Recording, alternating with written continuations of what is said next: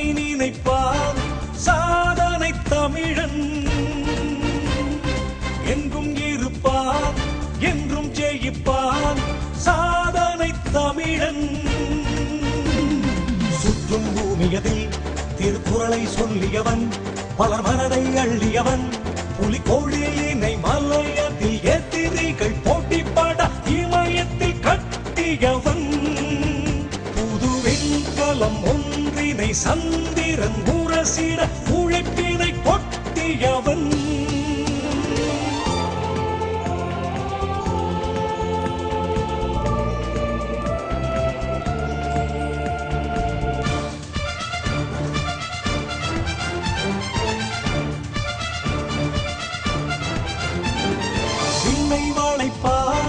மண்ணை நினைப்பான் சாதனை தமிழன், எங்கும் இருப்பான் என்றும் ஜெயிப்பான் சாதனை தமிழன். நோபல் பரிசுகளை தமிழன் மும்முறை தட்டியவன், புகழ் இமயம் எட்டியவன். இனி எத்தனை எத்தனை பட்டியல் எத்தனை சொல்லிடு தமிழினமே, இது இரவிலும் பகலிலும் தரையிலும் கடலிலும் உழைத்திடும் தனியினமே. விண்ணை வளைப்பான் மண்ணை நினைப்பான் சாதனை தமிழன்.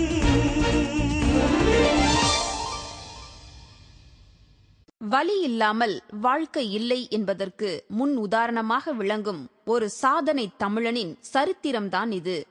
கண்களை குளமாக்கிய அவரது டைரி குறிப்புகள் இன்னும் பழையதாய் நமக்கு புதியதாய் கண்முன்னே இந்த சாதனை தமிழனின் கதறல்களை குவித்து வைத்திருக்கிறது. இவர் எப்படியோ முன்னேறிவிடவில்லை. அப்படியும் இப்படியுமாக கேவலங்களை, அவலங்களை, அசிங்கங்களை சுமந்து சுமந்து இன்று சாதனை தமிழனின் வரிசை பட்டியலில் சிம்மாசனம் போட்டிருக்கிறார் SM அப்துல் ஜலீல்.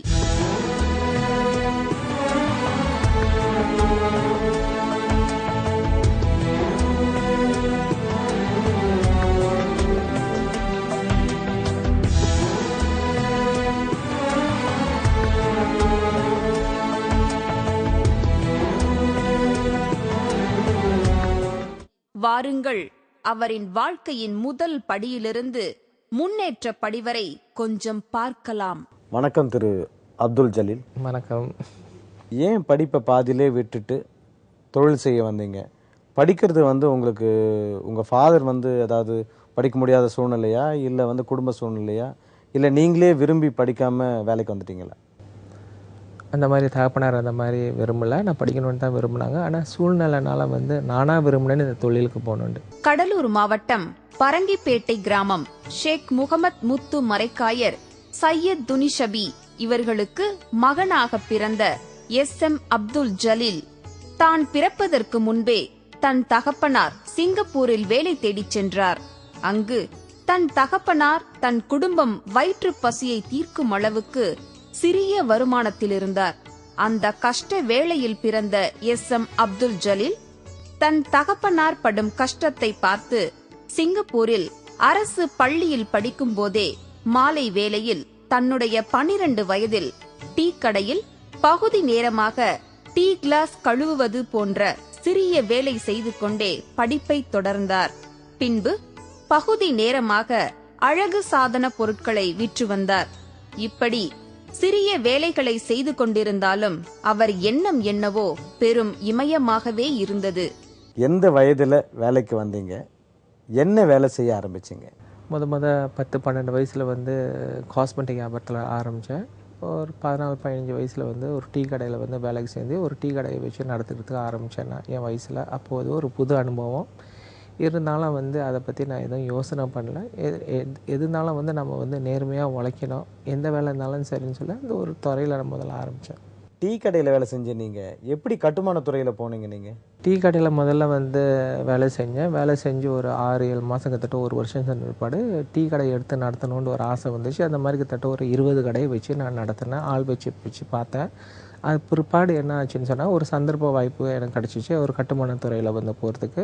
அங்கேருந்து நான் ஆரம்பித்தேன். இந்த மாதிரி அதாவது ட்ரைனேஜ் கால்வாயை க்ளீன் பண்ணுறது. அதுலேருந்து ஓப்பனாக வந்து முயற்சி அதில் வந்து ஆர்வத்தை செலுத்தி நான் இந்த வியாபாரத்தை ஆரம்பித்தது. கழிவு நீர் சுத்தப்படுத்துகிற வேலை எப்படி நீங்கள் மனசை வந்து ஏற்றுக்கிட்டீங்க?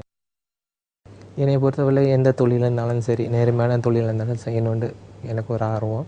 அது குறிப்பாக நான் வந்து செய்கிற அந்த வேலைன்னு என்னன்னு சொன்னாக்கா, அது வந்து சேர் அள்ளுறது. அது ஒன்றும் வந்து சாக்கடை கிடையாது. சேரை வந்து அள்ளி வந்து அந்த ட்ரைனேஜ் சேனலில் வந்து தண்ணி நல்ல விதமாக போகணும், பொல்யூஷன் இல்லாமல் இருக்கிறது.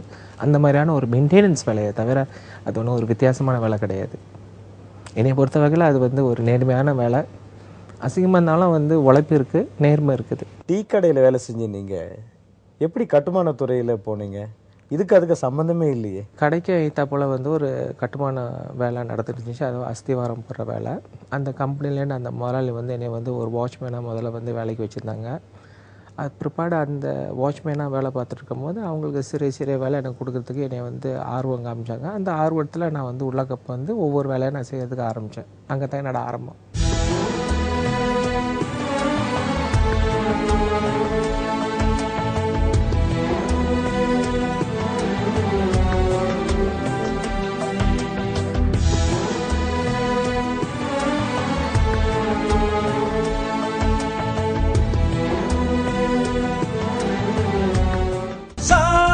தமிழன் பாருங்கள், எந்த டீ கடையில் டீ கிளாஸ் கழுவினாரோ அதே டீ கடையில் முதலாளியானார் எஸ்.எம். அப்துல் ஜலீல்.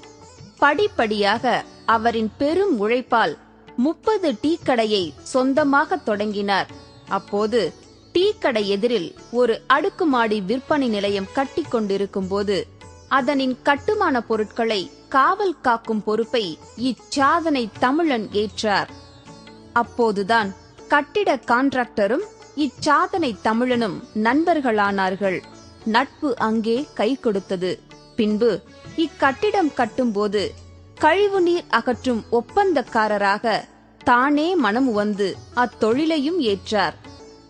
அந்த வேளையில் அவரது உறவினர்கள் இச்சாதனை தமிழனை மிகவும் கேவலமாக பார்த்தனர். இருந்தும் மனம் தளராமல் கழிவு நீரை அகற்றும் பணியை தொடர்ந்த அவருக்கு சிங்கப்பூர் அரசாங்கம் பல ஒப்பந்தங்களை வழங்கி உதவியது. மாடி தொடர்வண்டி நிலையங்கள் கட்டுவது போன்ற ஒப்பந்தங்களை பெற்றார் இச்சாதனை தமிழன். பின்பு சிங்கப்பூரில் கட்டுமான பணிக்கும் ஒப்பந்த பணிக்கும் வெளிநாட்டு தொழிலாளர்கள் சுமார் 5.5 லட்சம் பேர் வேலை செய்கின்றனர். அத்தொழிலாளர்களுக்கு தங்கும் வசதி, உணவு வசதி, கழிப்பிட வசதி போன்றவைகள் இல்லாமல் கஷ்டப்பட்டு வந்ததை பார்த்த இச்சாதனை தமிழன் வெளிநாட்டு தொழிலாளர்கள் சிங்கப்பூரில் தங்க முறையான அடுக்குமாடி படுக்கை அறைகள் கொண்ட சுகாதாரமான கழிவறைகள் போன்றவற்றை கட்டி கொடுத்து குடும்பத்தை பிரிந்து வாழும் தொழிலாளர்களுக்கு நிம்மதியை ஏற்படுத்தி கொடுத்தார். இச்செயலை பார்த்து சிங்கப்பூர் அரசாங்கம் இச்சாதனை தமிழனை கௌரவிக்கும் வகையில் அனைத்து தொழிற்சாலைகளிலும் வேலை செய்யும் தொழிலாளர்களுக்கு இதுபோல் வசதி இருந்தால் மட்டுமே அரசாங்க உரிமம் வழங்கப்படும் என்றும் அனைத்து தொழிற்சாலைகளும் இவரை ரோல் மாடலாக எடுத்து தொழிலாளர்களுக்கு வசதி செய்து தர வேண்டும் என அரசாணை பிறப்பித்துள்ளது. தற்போது 50,000 தொழிலாளர்கள் பயனடைந்து வருகிறார்கள். இச்சாதனை தமிழனின் நிகழ்வை பார்த்து சவுதி, துபாய், அபுதாபி, கத்தார் ஆகிய நாட்டு அரசுகள் இச்சாதனை தமிழனை வரவேற்று அந்த நாட்டிலும் தொழிற்சாலைகளில் அடுக்குமாடி படுக்கை அறைகளை கட்டிக் கொடுக்க உரிமம் தந்து கௌரவித்துள்ளது. இச்சாதனை தமிழனின் தாரகம் என்னவென்றால், ஏறி வந்த ஏணியை மறக்க கூடாது என்றும் எப்போதுமே தன்னை தாழ்த்தி கொண்டால் வாழ்க்கை உச்சத்தில் செல்லலாம் என்பதும் இவரது கொள்கையாகும். மனுஷனை பல பேர் மனுஷனாவே நினைக்கிறது இல்ல. உங்களோட பார்வையில மனுஷனை நீங்க எப்படி பாக்குறீங்க? என்னை பொறுத்தவரையில் யார் இருந்தாலும் வந்து ஒரு மனிதனை பார்க்கும்போது அவங்க நிதானமாக வந்து பார்த்தாங்கன்னு சொன்னாங்க, ஒரு மனிதனா அவங்களுக்கு கண்டிப்பாக தெரியும். டீ கடையில் வேலை செஞ்சீங்க, செஞ்சுட்டு அப்புறம் சொந்தமாக தொழில் ஆரம்பிச்சிங்க. ஒரு 20-30 கடை ஆரம்பித்து நல்லா பண்ணீங்க. அடுத்த ஸ்டெப்பு போயிட்டீங்க. உங்ககிட்ட வேலை செஞ்ச தொழிலாளிங்க யாராவது உங்கள் எதிரிலேயே ஒரு கடை திறந்து உங்களை மாதிரி உங்களை ஒரு உதாரணமாக பார்த்து அவங்களும் முன்னுக்கு வரணுன்னு யாராவது பண்ணியிருக்காங்களா? அந்த மாதிரி இருக்காங்க, 2-3 பேர் இருக்காங்க. ஆனால் வேறு துறையில் வந்து அவங்க செஞ்சு நல்லா முன்னுக்கு வந்திருக்கிறாங்க. எம்ஆர்டி தொடர்வண்டி நிலையம், அந்த நிலையத்தில் சேரு வாரம் எந்திரத்தெல்லாம் பயன்படுத்தி நீங்கள் செய்கிறீங்க. என்ன மாதிரி தொழில்நுட்பத்தை நீங்கள் பயன்படுத்துனீங்க? குறிப்பாக வேக்யூம் ட்ரக்னு வந்து ஜப்பான்லேருந்து வரவழைச்சு அது வந்து ஒரு 10 பேர் நின்று 1 மணி நேரத்தில் செய்கிற வேலையை வந்து அது வந்து ஒரு 10 நிமிஷத்தில் செஞ்சிடும். அது ஒரு வேக்யூம் ட்ரக்னு நான் சொல்லுவேன். அது சிங்கப்பூரில் முத நான் தான் கொண்டு வந்து இன்ட்ரடியூஸ் பண்ணது. சாதாரணமாக குடும்பத்தெல்லாம் விட்டுட்டு அயல்நாட்டுக்கு வேலைக்கு போகிற மக்கள் மத்தியில் குடும்பத்தை பிரிஞ்சு இருக்கிறாங்க. வெளிநாட்டில் வந்து வாழும்போது நிறைய கஷ்டங்கள்லாம் இருப்பாங்க. ஒரு அடிப்படை வசதி கூட இல்லாமல் ஒரு தூங்குகிற இடம் கூட, ஒரு புழுங்குற இடம் கூட சரியில்லாமல் வாழ்கிறாங்க. அதை பற்றி குறிப்பாக வந்து நான் வச்சு வேலை வாங்கும் போது என்கிட்ட வந்து ஒரு 20-30 பேர் இருந்தாங்க. அவங்களுக்கு அந்த அடிப்படை தேவைகள் இருந்துச்சு. அதனால் வந்து என்னால் முடிஞ்ச வரைக்கும் என் வாழ்க்கையில் நான் அடிப்பட்டது வந்து நானே வந்து வீடு இல்லாமல் வந்து ஒரு 15 வருஷம் சிங்கப்பூரில் இருந்திருக்கிறேன். அந்த ஒரு தேவைகள் என்னான்னு எனக்கு வந்து ஒரு மனசில் ஒரு போராட்டம் இருந்துச்சு. அதை வந்து வெளிப்படுத்துறதுக்கு வெளிநாட்டிலேருந்து வர ஊழியர்களுக்கு அவங்களுக்கு ஒரு நல்ல ஒரு தங்கும் விடுதியை வந்து ஆரம்பித்து நம்ம கொடுக்கணும்னு சொல்லி அதுக்காக நிறைய நான் பாடுபட்டேன். அதே மாதிரி நான் நினச்ச கனவுகளெல்லாம் நினைவாகணுச்சு. இன்றைக்கி உள்ள சூழ்நிலைக்கு வந்து சிங்கப்பூரில் வந்து எல்லா வெளியூர் தொழிலாளிகள் பூரா வந்து நல்ல விதமாக வந்து தங்கிட்டுருக்காங்க. அந்த ஒரு தங்குறதுக்குள்ள ஒரு வாய்ப்பு வசதியை வந்து நான் வந்து ஏற்படுத்தி கொடுத்தேன். இன்றைக்கி வந்து அரசாங்கமே வந்து ரொம்ப சந்தோஷப்படுறாங்க. இந்த மாதிரியான ஒரு துறையை நம்ம வந்து திறந்து கொடுத்துருக்குறோம் இந்த ஊழியருக்காகன்னு சொல்லிட்டு எனக்கு ஒரு பெரிய சந்தோஷம், எனக்கு பெரிய மகிழ்ச்சி. ட்ரைனேஜை சுத்தப்படுத்துகிற தொழில் ஆரம்பித்த நீங்கள் அந்த ஆரம்பிக்கும் போது உங்கள் குடும்பத்தில் எல்லாம் உங்களுக்கு கோஆப்ரேட் பண்ணாங்களா? ஏன் இந்த தொழில் செய்கிறீங்க அப்படின்னு யாரும் உங்களுக்கு அப்ஜெக்ஷன் தெரிவிக்கலையா? குடும்பத்தில் என்னோடய தகப்பனார் நல்லா சப்போர்ட் கொடுத்தாங்க, தாயார் நல்லா சப்போர்ட் கொடுத்தாங்க. பாக்கி பிறந்தவங்களுக்கு அவங்களுக்குலாம் தெரியாது, ஏன்னா அவங்கெல்லாம் ஊரில் இருந்தாங்க, நான் சிங்கப்பூரில் இருந்தேன். ஆனால் நிறையா பேர் சொந்தக்காரங்கள்லாம் வந்து ரொம்ப கேவலமாக நினச்சாங்க. அதை பற்றி நான் வந்து பொருள்படுத்தலை. ஏன்னு சொன்னாக்கா எந்த தொழில் செஞ்சாலும் நேர்மையான தொழில்னு அந்த ஒரு நம்பிக்கை இருந்துச்சு. அதே மாதிரி நல்ல ஒரு வாய்ப்பு கிடைக்கும் வாழ்க்கையிலன்னு சொல்லிட்டு அந்த மாதிரி என் நேரத்தை ஓட்டிகிட்டு நான் போனேன். அதை பற்றி நான் திரும்பி பார்த்து கவலைப்படுறதில்ல, வெக்கப்படுறது கிடையாது. அரசாங்கம் வந்து என்ன மாதிரி உங்களை வந்து ஃபாலோ பண்ணுன்ட்டு சொல்லியிருக்காங்க? அதாவது இந்த மாதிரியான ஒரு விடுதிகளுக்கு, அதாவது டாமெட்ரின்னு நான் சொல்லுவேன், டாமெட்ரி ஹாஸ்டல்னு சொல்லுவேன். அதுக்குள்ளே வந்து ஒரு ரிக்குவயர்மெண்ட், அதாவது ஒரு ஒர்க்கருக்கு வந்து எவ்வளோ ஸ்பேஸு, குறிப்பிட்ட ஸ்கொயர் ஃபீட் எவ்வளோன்னு சொல்லிட்டு வந்து அதை நாம் கணக்கு பண்ணி அவங்களுக்கு நம்ம கொடுத்துருக்கணும். இதே ஒரு ஸ்டாண்டர்டை வந்து வெளிநாட்டிலே வந்து அவங்க வந்து யூஸ் பண்ணுறாங்க. சிங்கப்பூரில் ஸ்டாண்டர்ட்ஸை வந்து நம்ம செட் பண்ணியிருக்கிறோம். ஒரு 3.54 மீட்டர் ஸ்கொயர் ஒரு ஒர்க்கர்ஸ்க்குண்டு. இதுதான் வந்து ஒரு நார்மல் ஸ்டாண்டர்ட்ஸ். சிங்கப்பூரில் மட்டும் டார்மெட்ரி தொழிலில் எவ்வளோ பயனாளிகள் வந்து பயனடைஞ்சிருக்காங்க? சிங்கப்பூரில் வந்து கிட்டத்தட்ட ஒரு 25,000 பேர் பயணிஞ்சிருக்காங்க. மேற்கொண்டு ஒரு 30,000 பேருக்கு கட்டுறதுக்கு நம்ம இன்னொரு 1 வருஷத்தில் வந்து தயாராக இருக்கோம்.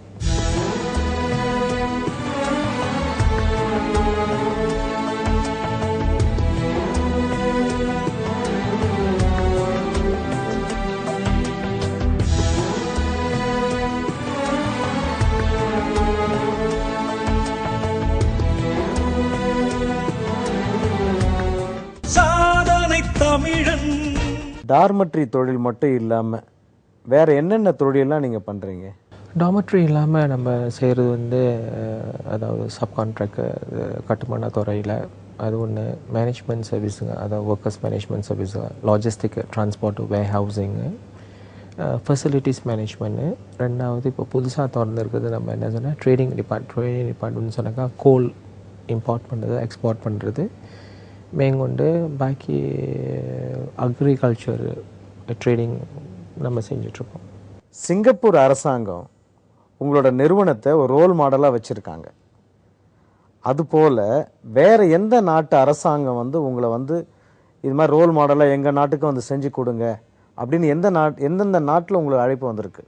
முதல்ல வந்து கூப்பிட்டது வந்து அபுதாபி கவர்மெண்ட் கூப்பிட்டுருந்தாங்க, துபாய் கவர்மெண்ட் கூப்பிட்டுருந்தாங்க, கத்தார் கவர்மெண்ட் கூப்பிட்டுருந்தாங்க, ஓமான் கூப்பிட்டுருந்தாங்க. இவங்கெல்லாம் கூட்டிட்டு இவங்க அழைப்பெலாம் எடுத்து நம்மளோட ப்ரொப்போசல் கொடுத்து அங்குள்ள வேலை நடந்துகிட்ருக்கு நம்மளுக்கு. இது மாதிரி செய்யும்போது எவ்வளோ சிங்கப்பூரில் ஒரு கிட்டத்தட்ட நீங்கள் உங்களோட கணக்கு பிரகாரம் பார்த்தா ஒரு 50,000 பேர்னு வருது. ஆனால் உலகம் ஃபுல்லாக இருக்கிற இந்த டார்மெட்ரி தொழிலில் எவ்வளோ பயனாளிகள் பயனடைகிறாங்க? சிங்கப்பூர்லேருந்து சொன்னோன்னு சொன்னாக்கா 50,000 பத்தாது. சிங்கப்பூரில் இருக்கிற வெளிநாட்டு ஊழியர்கள் வந்து கணக்கு பண்ணி பார்த்தோன்னா கிட்டத்தட்ட ஒரு 5.5 லட்சம் பேர் இருக்கிறாங்க. அதில் பணிப்பெண்கள் இல்லாமல் வந்து கிட்டத்தட்ட ஒரு 4 லட்சம் பேர் இருக்கிறாங்க. அவங்களுக்கு வந்து சிங்கப்பூரில் இருக்கிறதே வந்து கிட்டத்தட்ட ஒரு 2.5 லட்சம் பெட் ஸ்பேஸ் தான் இருக்குது. மேற்கொண்டு ஒரு 1.5 லட்சம் பெட் ஸ்பேஸ் கட்டி ஆகணும் சிங்கப்பூரில். மேற்கொண்டு வெளிநாட்டில் வந்து நீங்கள் கணக்கு பார்த்தீங்கன்னு சொன்னாக்கா, குறிப்பாக மிடில் ஈஸ்டில் லட்சக்கணக்கில் இருக்குது. அந்த மாதிரியான வாய்ப்புகள் அதிகமாக இருக்குது. ஆனால் நான் ஒரு ஆளாண்டு என்னால் செய்ய முடியாது. அது கொஞ்சம் கொஞ்சமாக படிப்படியாக தான் செய்ய முடியும். உங்கள் வாழ்க்கையில் வருத்தமான ஏதாவது நிகழ்ச்சி நடந்தது உண்டா? இருக்கேன். முதல் நிகழ்ச்சி வந்து என் தகப்பனார் வந்து ஒரு வண்டி ஆக்சிடெண்ட்டில் இறந்து போனாங்க. 2வது நிகழ்ச்சி வந்து குடும்பத்தோடு வந்து உல்லாச பயணத்துக்கு கப்பலில் போயிருந்தேன். 2வது நாளில் அந்த கப்பல் முழுவிடுச்சு. அது ஒரு வாழ்க்கையில் வந்து ஒரு ஒரு பயங்கரமான ஒரு நாள். அது என்னன்னு சொன்னாக்கா, ஏதாவது ஒரு குறிப்பிட்ட நேரத்தில் நான் வந்து முழிச்சு இல்லைன்னு சொன்னாக்கா கிட்டத்தட்ட ஒரு 30 பேர் குடும்பத்துலேருந்து இறந்துருப்பாங்க. அது ஒரு ஒரு பெரிய ஒரு கஷ்டமான ஒரு பிரச்சனை அந்த கடலில் நடந்தது. ஒரு சம்பவம் இருக்குது மனசில். உங்கள் லைஃப்பில் எதை நீங்கள் சந்தோஷம்னு நினைக்கிறீங்க? லைஃப்பில் சந்தோஷம் நினைக்கிறேன்னு சொன்னால், என்னோடய பிள்ளைங்க, மருமக மருமக, பேர பிள்ளைங்க, மனைவி, ஃபேமிலி, இதுதான் என் வாழ்க்கையில் சந்தோஷம். அவங்க கூட இருக்கிறது, அவங்க பேர பிள்ளைங்க கூட விளையாடுறது, போகிறது வர்றது, இதுதான் என்னோடய சந்தோஷம். படிப்படியாக நீங்கள் வந்து முன்னுக்கு வந்திருக்கீங்க. டீ கடையில் வேலை செஞ்சீங்க, சொந்தமாக தொழில் ஆரம்பிச்சிங்க, லாஜிஸ்டிக்கு, உலகம் ஃபுல்லாக உங்களோட கிளைகள்லாம் விரிஞ்சு வந்திருக்கு. இப்போ ஒரு சக்ஸஸ்ஃபுல் பிஸ்னஸ் மேனாக இருக்கிறீங்க. ஏன் கவர்மெண்ட்டே உங்கள் கம்பெனியை ஒரு ரோல் மாடலாக வச்சுருக்கு. இப்படி இருக்கிற நீங்கள் எதாவது சமூக பணி எதாவது செஞ்சுருக்கீங்களா? சமூக பணின்னு சொன்னால் நிறையா இருக்குது. குறிப்பாக நான் வந்து ஃபோக்கஸ் பண்ணுறது வந்து கல்விக்காக. யார் யார் வந்து கல்வியில் வந்து முன்னேறணுமோ அவங்களுக்காக உள்ள என்னால் முடிஞ்ச உதவிகளை வந்து அவங்களுக்கு நான் செய்வேன். கல்வினா என்ன மாதிரி உதவி செய்கிறீங்க? இப்போ கல்விக்காக வெறும் புக்ஸ் மாதிரியே வாங்கி கொடுக்குறீங்களா, இல்லை வேறு என்ன மாதிரி செய்கிறீங்க? புக்ஸாக வாங்கி கொடுக்கறது. அதாவது இங்கே உள்ள சிண்டாண்டு நிர்வாகம் இருக்குது, அவங்கள்ட்ட வந்து வருஷத்துக்கு பணம் கொடுத்துறது. அவங்க வந்து மாணவர்கள் வந்து புக்ஸு, ஸ்கூல் பாக்கெட் மணி, இந்த மாதிரி பல விதத்தில் வந்து உதவி செய்கிறாங்க. குடும்பத்துக்குன்னு உதவி செய்கிறாங்க. அந்த மாதிரியான ஒரு பணியை நான் செய்வேன்.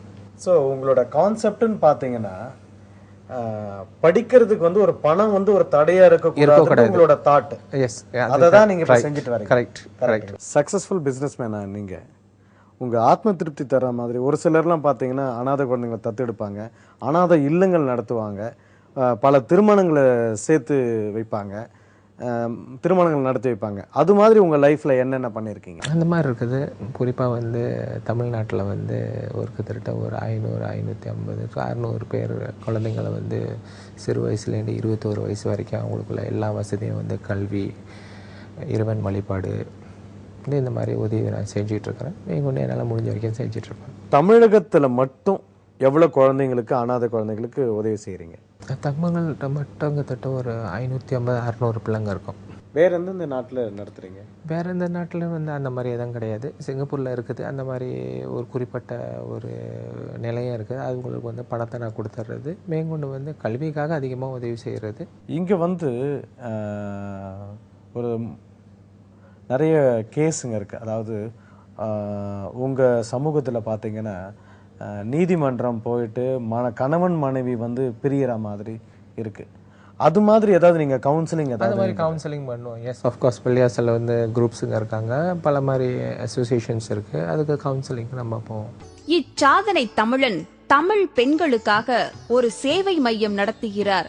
அச்சேவை மையத்தின் தன்னார்வலர் என்ன கூறுகிறார் பார்ப்போம். தமிழ் பெண்கள் டாக்டரா, லாயரா, என்ஜினியரா, கவர்மெண்ட் ஆஃபீஸரா, ப்ரைவேட் செக்டரா, எல்லா டிபார்ட்மெண்ட்டில் முன்னுக்கு வரணும். அதுக்கு தான் நம்ம இங்கே வந்து மோட்டிவேஷன் கொடுக்குறோம். கவுன்சிலிங்கில் எவ்வளோ பேர் வந்து நீங்கள் திருந்தி மறுபடியும் மீண்டும் இணைஞ்சி ஒரு கணவன் மனைவியாக இணைஞ்சி வாழ்ந்துருக்காங்க? அந்த மாதிரி குறிப்பிட்ட நம்பர் எவ்வளோன்னு என்னால் சொல்ல முடியாது. ஆனால் வந்து இந்த மாதிரி இருக்கிறாங்க. அந்த மாதிரி வந்து முடிஞ்ச வரைக்கும் நம்ம சமாதானத்துக்கு தான் போகிறது. கடைசி கட்டத்துக்கு சமாதானமே இல்லைன்னு சொன்னாங்க, அவங்க வந்து கோர்ட் வரைக்கும் போகிறதுக்கு இடம் கொடுத்துட்றது. முடிஞ்ச வரைக்கும் நம்ம 2 பேரையும் சேர்த்து வைக்க பார்க்குறது. நீங்கள் வந்து வேறு என்ன சமூக அமைப்பில் தலைவராக இருக்கிறீங்க? பல இடத்துல இருக்கிறேன். 1, 2 இல்லை, நிறையா இருக்குது.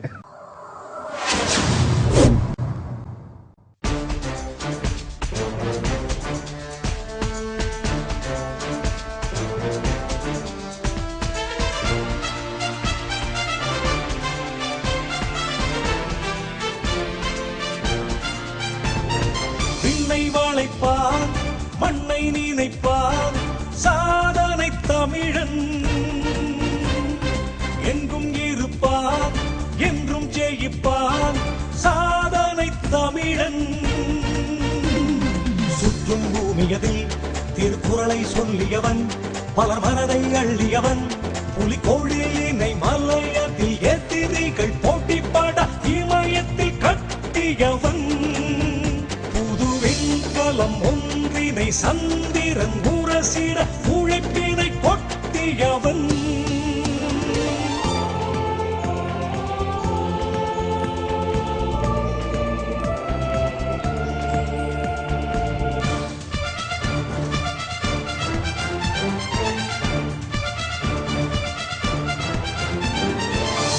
வளைப்பான், மண்ணை நினைப்பான், சாதனை தமிழன் என்றும் இருப்பான், என்றும் ஜெயிப்பான், சாதனை தமிழன். நோபல் பரிசுகளை தமிழன் மும்முறை தட்டியவன், புகழ் இமயம் எட்டியவன். இனி எத்தனை எத்தனை பட்டியல் எத்தனை சொல்லிடு